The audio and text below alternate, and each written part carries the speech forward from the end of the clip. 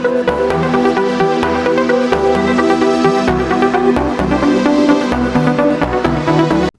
২৫শে বৈশাখ বিশ্বকবি রবীন্দ্রনাথ ঠাকুরের ১৬৫তম জন্মবার্ষিকী। সংস্কৃতি বিষয়ক মন্ত্রণালয় ও জেলা প্রশাসন যৌথভাবে বিশ্বকবি রবীন্দ্রনাথের শ্বশুরবাড়ি খুলনার ফুলতলা উপজেলা দক্ষিণদিহির রবীন্দ্র কমপ্লেক্সে ও কবির আদিপুরুষের বসতি রূপসা উপজেলার পিঠাভোগ রবীন্দ্র জাদুঘরে চলছে ২ দিনব্যাপী অনুষ্ঠান।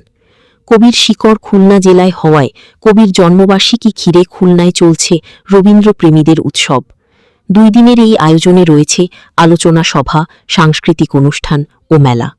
মূল অনুষ্ঠান খুলনার দক্ষিণদিহি রবীন্দ্র কমপ্লেক্সে অনুষ্ঠিত হচ্ছে। বিকালে আইন, বিচার ও সংসদ বিষয়ক মন্ত্রী মহা আসাদুজ্জামান এমপি আনুষ্ঠানিকভাবে ৩ দিনের অনুষ্ঠানের উদ্বোধন ঘোষণা করেন। মন্ত্রী মহা আসাদুজ্জামান উদ্বোধনী অনুষ্ঠানে বলেন, রবীন্দ্রনাথ আমাদের সম্পদ।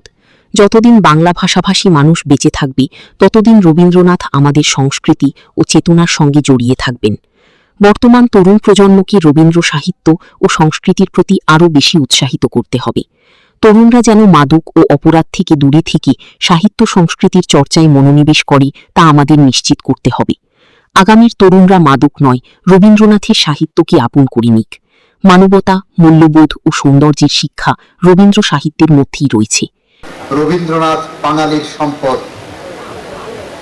যতদিন বাংলা ভাষাভাষী মানুষ, সাহিত্যানুরাগী মানুষ বেঁচে থাকবেন ততদিন রবীন্দ্রনাথ তাদের জীবনের অবিচ্ছেদ্য অংশ হিসেবে অনুভব করবেন।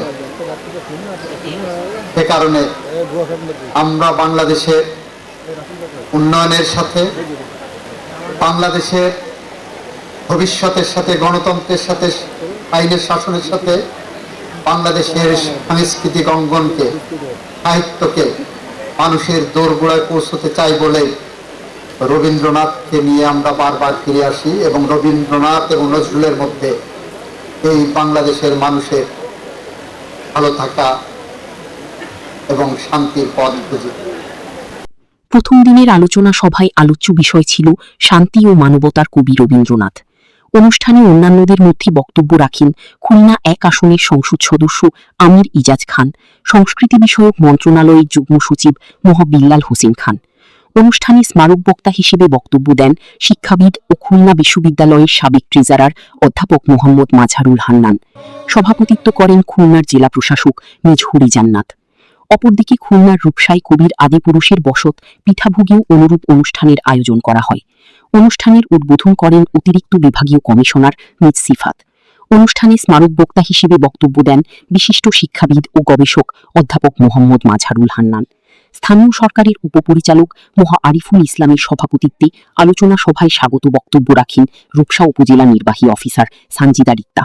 পরে সাংস্কৃতিক অনুষ্ঠানের আয়োজন করা হয়। বাংলার গেজেট প্রতিবেদন।